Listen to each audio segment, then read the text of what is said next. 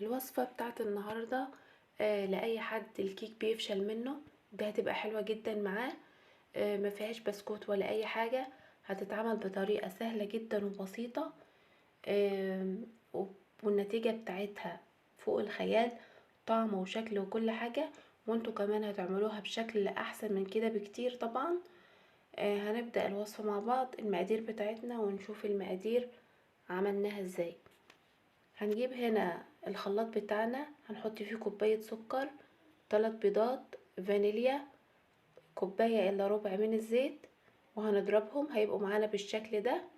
هكون انا نخلة في طبق تاني 2.5 كوباية من الدقيق، وهنحط عليهم معلقة صغيرة بيكنج باودر، وهنقلب بس مش هنعجن.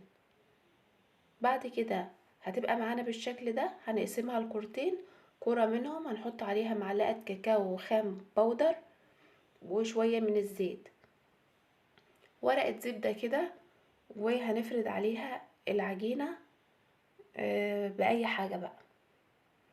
هنفردها زي ما انتوا شايفينها بالشكل ده، وبعد كده في الاخر هنظبط الشكل كده بالسكينة وهنظبطه. هنا بقى الجزء التاني برضو هنفرده. بعد كده هنحط الاتنين فوق بعض وهنظبطهم برضو، وفي الاخر خالص نشيل الزوايد، وهنفضل نتنيها ونفرد 4 مرات. يعني نتنيها ونفردها، وبعد كده نتنيها ونفردها 4 مرات. سهلة جدا، هي مش متعبة ولا اي حاجة، وهتبقى حلوة معاكي. هنا بقى هنجيب الصينية بتاعتنا هنفردها فيها وهنشيل الزوايد. الزوايد دي انا عملتها لوحدها كده كبسكويت صغير. وهنجيب شوكولاتة ونسيحها نحطها على الوش، وبعد كده هنزينها بشوكولاتة بيضة برضو، والتزيين على حسب راحتك. هتبقى معانا بالشكل ده. لو عجبتكم